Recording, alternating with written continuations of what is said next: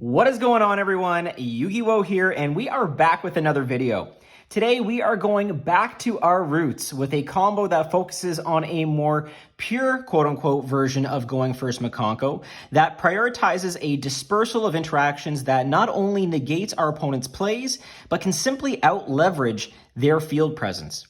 I've received several comments on other videos and direct messages on Instagram that have asked for a more fun and interactive version of the deck that pays tribute to the earlier iterations of the Going First Mikankguu strategy that essentially boils down to a simple game plan. Steal your opponent's monsters and use them as your own resource.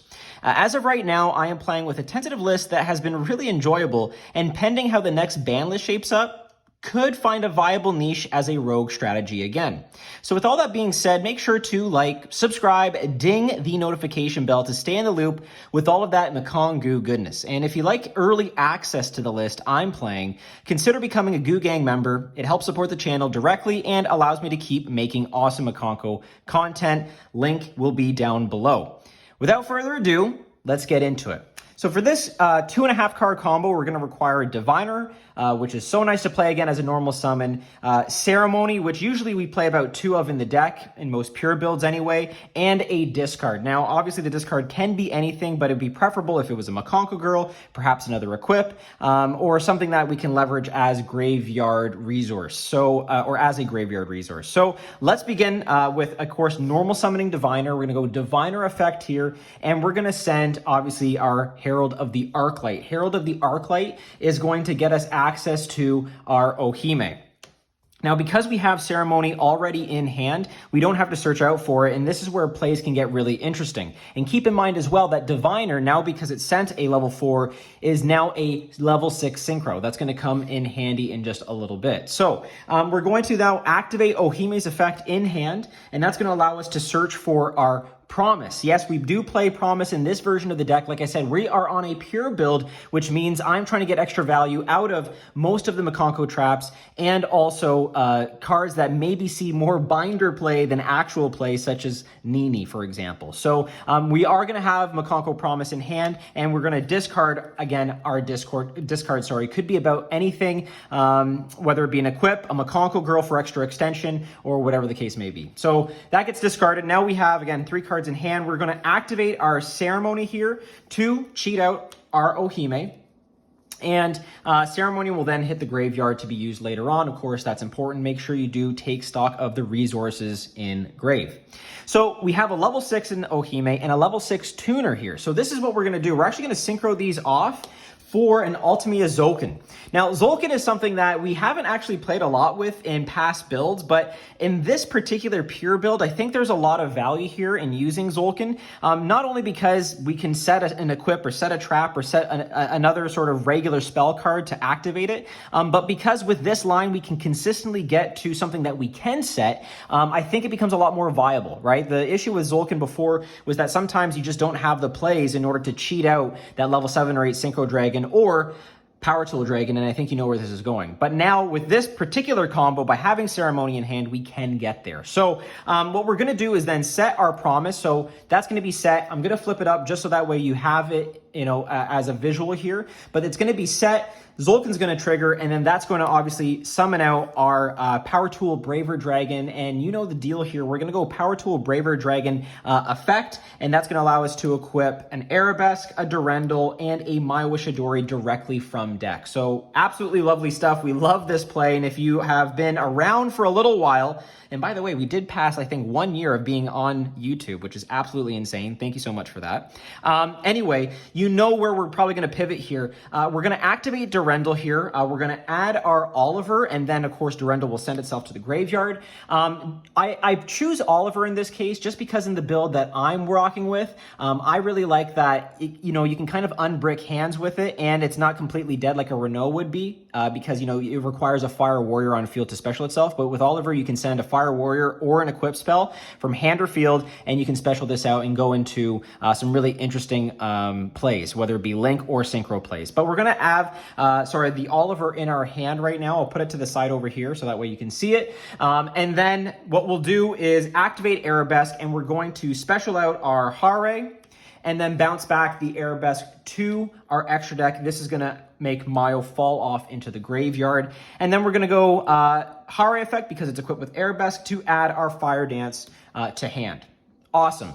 So we're going to go actually back into the graveyard now. Now you can sequence this in a couple different ways, but it's important to note that you do not want to put Herald on the board before you do this. Otherwise, it's not going to work. So what we have to do is go into our graveyard and look for our Ceremony. We're going to go Ceremony effect to banish itself, and then we are going to send to the graveyard a Huli. Okay, so keep that in mind for later. Now we're good to go. The graveyard is loaded. We're going to then activate Oliver in hand by sending the Arabesque, because we don't need it anymore, to special out Oliver as a level 1 tuner.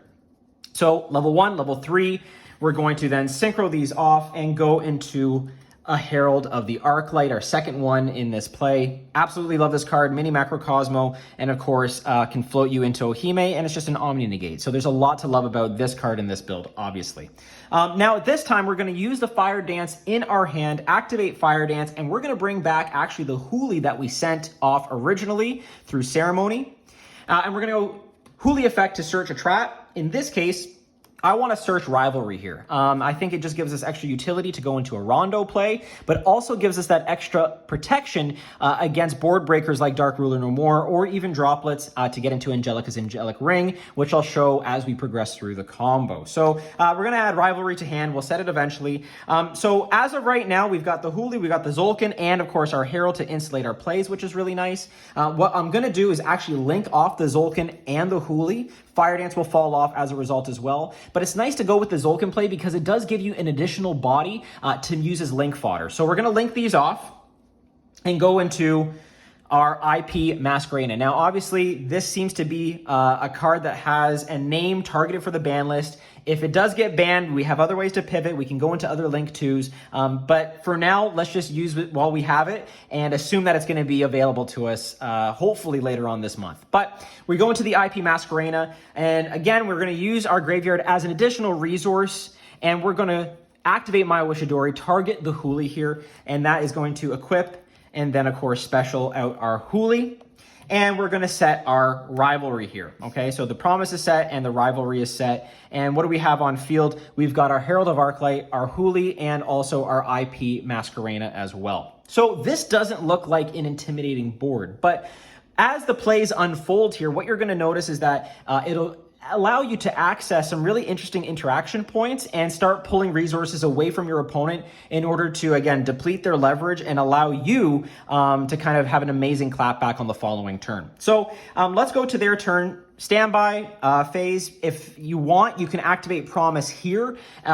You can activate it whenever you think is an optimal time. I don't mind doing it in the standby or on the opponent's first action, only because I like to bring out Nini here from the deck and, of course, equip from graveyard. You can do a couple different things. You can equip Durendal, which gets you into a couple other plays. For now, let's just do Arabesque here. But if you do equip the Durendal, note that you can special out the Hare as an additional body.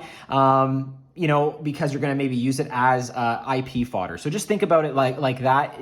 Totally up to you how you want to approach it. Anyway, so of course, Promise is going to hit the graveyard. We no longer need it. Nini's Steel is live now, which is really important. So again, on that opponent's first action, whether it be, you know, a special summon of Fenrir or Unicorn or normal summon, activate effect, you can make chains here. You can go Chainlink 1 IP, Chainlink 2 Nini. Nini's going to take that monster, and then at this point, IP is going to activate. Now, here's where, again, you can pivot into a couple different lines. You can go just IP and the monster and go into, obviously, an SP play, which is really good disruption in and of itself. You get a banish on summon, and it's protected as well by IP. But also, you can get a banish as well to the end phase, which is another form of disruption to, again, get bodies off of the opponent's board. That's the name of the game with this strategy. So there is that option, there is that play. If we were to rewind this, though, let's say we go back to having an IP on board and also a opponent's monster, you can do it this way as well. You can go, you know, of course, Chainlink 2, Chainlink 3 Nini, you've stolen their monster, and you can use all three. Now, Nini will be banished because it was brought out with Promise, but you get to go into an Apollosa combo for 3 materials, which is not bad at all. 3 monster negates is pretty good. Oh, sorry, folks, just got to readjust the camera there. Three monster negates, sorry, is pretty good. Of course, the arc light is in its of itself putting in work, insulating your plays, allowing your opponent to have to think about their plays from hand or deck. They can't send any monsters from either. So there is a lot to like there. That's pretty decent in and of itself. And I should say, too, that the Arabesque that was equipped does fall to the graveyard, okay? Now, again, let's rewind and go back and show you just another different line to kind of, again, show you options that can be optimal. Because there's a few different ways to kind of play this out. And I think it's interesting to know kind of all of the available sort of things that you can do here. So again, let's say we cheat out the Nini, and let's say they try to hit us with a Dark Ruler No More. Let's say they try to hit us with some form of board breaker. We'll go Rivalry here, target the Huli, and equip Angelica's Angelic Ring with to the Huli. Huli will get her search to add a Spirit Walk. So we add that to our hand, which is really nice. And of course, we negate that spell Board Breaker, which is really important. Now Rivalry is in the graveyard, and this is important to know because now when you want to do that Nini steal, again, we'll steal here. And of course, use all three as link fodder with the IP play. Nini will be banished. IP hits the graveyard, and of course, their monster goes to their graveyard. You can bring out your 3-mat Appaloosa. Okay, and because Arabesque, which was attached to the Nini, or equipped to the Nini, is now in the graveyard, we can activate Rivalry here, banishing it. And hopefully you can see that in your screen here, and then target Fire Dance, add that to hand. So I don't have the Spirit Walk in hand, but we've added in that play alone, Spirit Walk and Fire Dance to hand. We've negated a spell. We've also put up 3 monster negates to the board, taken a monster, and we have an Omni negate still. So there's a lot of cool interaction points here, and all the while we're taking monsters off the opponent's board and just putting them in a very difficult position to have any sort of meaningful clapback or response. So by the time it gets to our turn, we have a lot of things that we can do here and ways to pivot into further plays. Of course, the Fire Dance is really nice for doing that, to revive the Hare, grab an Arabesque, grab a Rondo, make plays from there. Or of course, if you use the Arclight, you can then float into another Ohime, just gaining you more hand advantage, hand economy, had to do it, and other things that kind of just allow you to push the pace of the game. So that's kind of where we're standing with this combo. Again, it's simple.